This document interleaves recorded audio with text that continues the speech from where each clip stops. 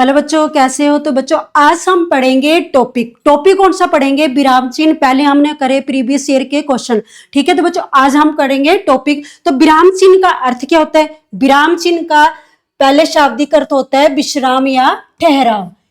कई बार पेपर में यही पूछ लिया जाता है कि विराम चिन्ह का अर्थ क्या होता है, विश्राम या ठहराव। यानी कि दोनों में से कोई भी ऑप्शन डाल सकता है वो, विश्राम या ठहराव। अब विराम का अर्थ होता है रुकना भी होता है, और चिन्ह का अर्थ क्या होता है? निशानी। चिन्ह का अर्थ क्या होता है? निशानी।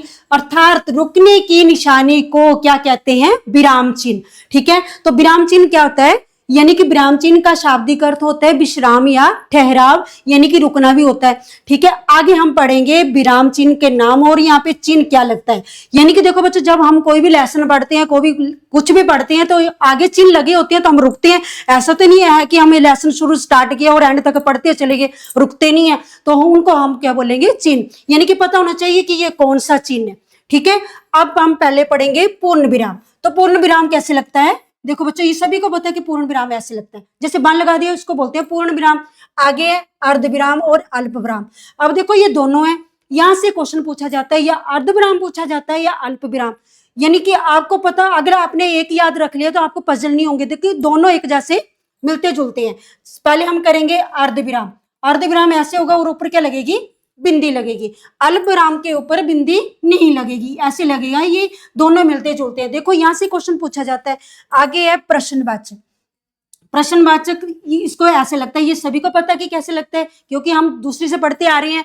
आगे है विस्मयादि सूचक, यानी कि विस्मय सूचक। पहले तो इसका पता होना चाहिए कि विस्मय सूचक का अर्थ क्या होता है। इसका अर्थ होता है आश्चर्य व हैरान। क्या होता है? आश्चर्य या हैरान। आश्चर्य या हैरान, तो इसका होता है विस्मय आदि का अर्थ होता है आश्चर्य या। आगे इसका निशान चिन्ह क्या है? चिन्ह इसका बाण लगेगा और नीचे क्या लगेगी? बिंदी लगेगी। तो लेकिन इसके जैसे इसके एग्जाम्पल क्या है? जैसे आपसे पूछा होगा आह तूने कमाल कर दिया, तो इसके आगे क्या लगेगा? विस्मयादि चिन्ह।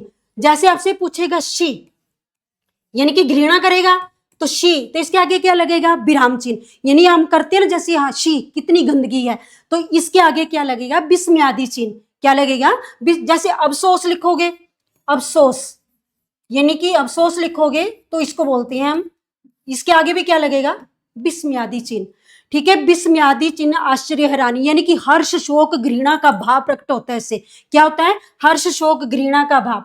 आगे है योजक या योजक का दूसरा नाम क्या है? विभाजक। योजक, योजक चिन्ह कैसे लगाते हैं हम? जैसे देखो ये छोटा सा होगा, इसको हम बोलते हैं योजक चिन्ह। जैसे हम बोलते हैं कि माता पिता।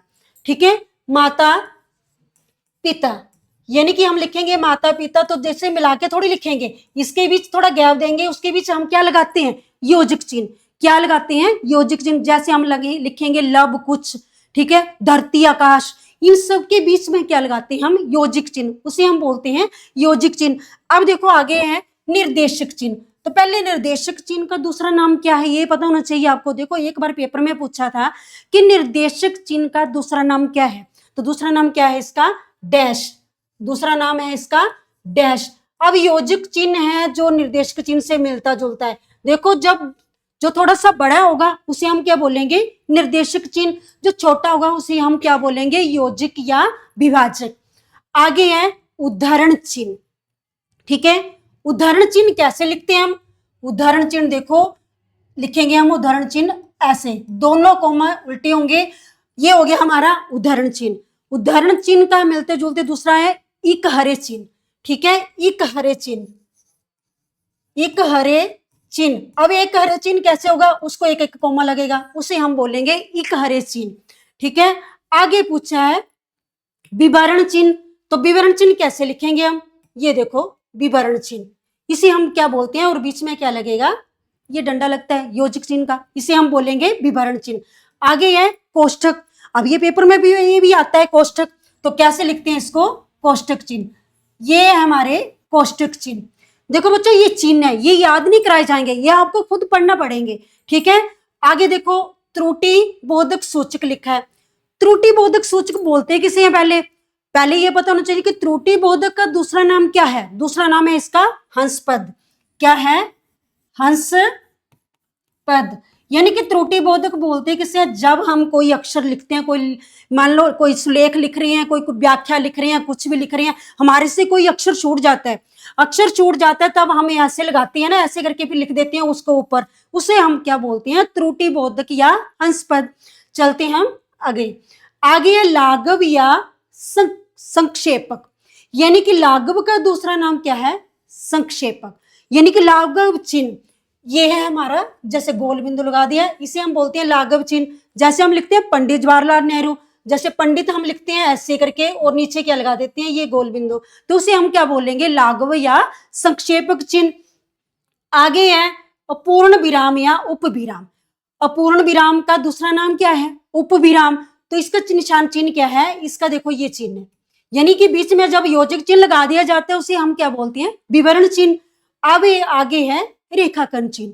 रेखाखंड चिन्ह किसको बोलते हैं, रेखा, देखो हमारे को सब पता है लेकिन उनके नाम भी नहीं पता होते हैं कि इस चिन्ह को क्या हम बोलते हैं। जब हम हेडिंग लिखते हैं उसके आगे हम ये लाइन लगा देते हैं ना, ये लाइन लगाते हैं, उसे हम क्या बोलते हैं, रेखाखंड चिन्ह। क्या बोलते हैं, रेखाखंड चिन्ह। आगे है योग चिन्ह। योग चिन्ह को क्या बोलते, योग चिन्ह तो सभी पढ़ा है, प्लस माइनस, उसे हम क्या बोलते हैं, योग चिन्ह। ये देखो जो प्लस का निशान आ गया उसे हम बोलेंगे योग चिन्ह। आगे है लोभ चिन्ह। लोभ चिन्ह किसको बोलते हैं, लोभ चिन्ह हम किसको बोलते हैं, देखो जब हम कोई दोहा लिखते हैं, कोई हिंदी का श्लोक लिखते हैं, कुछ भी लिखते हैं, मान लो उसकी हमने एक लाइन लिख दी, उसके आगे हम क्या लगा देते हैं, उसके आगे ये बिंदु लगा देते हैं, ऐसे ऐसे करके, ऐसे ऐसे बिंदु लगा दिए, उसे हम क्या बोलेंगे, लोभ चिन्ह, उसे हम क्या बोलते हैं, लोभ चिन्ह। चलते हैं हम आगे। अब तारक चिन्ह। तारक चिन्ह यानी कि तारे को बोलेंगे ना, तारक चिन्ह, जैसे स्टार बना होता है, देखो मैं आपको ऐसे ऐसे करके बताऊंगी, ऐसे, ये देखो तारक चिन्ह, इसे हम बोलेंगे तारक चिन्ह। ठीक है। तिर्यक चिन्ह। अब ये तिर्यक चिन्ह देखो, ये कमीशन के पेपर में आ चुका है, ठीक है, एलटी के पेपर में पूछा था, तो तिर्यक चिन्ह कैसे लगाता है, ऐसे, जो इसे हम बोलेंगे तिर्यक चिन्ह। आगे है समाप्ति सूचक चिन्ह।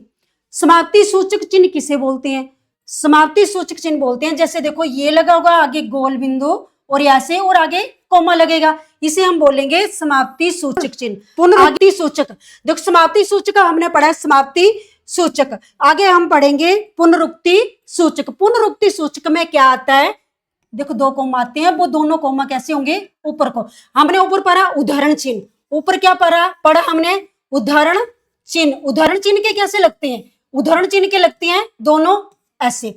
पुनरुक्ति सूचक के कैसे लगेंगे, दोनों ऊपर को। यानी कि आगे है तुल्यता सूचक। तुल्यता सूचक किसे बोलते हैं, तुल्यता सूचक हम बोलते हैं इक्वल टू। जब हम टेबल लिखते हैं तो उसके बीच हम लगाते हैं इक्वल टू, तो उसे हम क्या बोलते हैं, तुल्यता सूचक चिन्ह। तो देखो बच्चों ये थे हमारे चिन्ह, यानी कि ये आपको पढ़ना पड़ेंगे और याद रखना पड़ेंगे। यानी कि यहाँ से कई बार क्वेश्चन 3 पूछ लेता है, कई बार 2 पूछ लेता है। तो देखो बच्चों ये था हमारा विराम चिन्ह का। अगर वीडियो अच्छी लगे तो लाइक शेयर जरूर करना। धन्यवाद।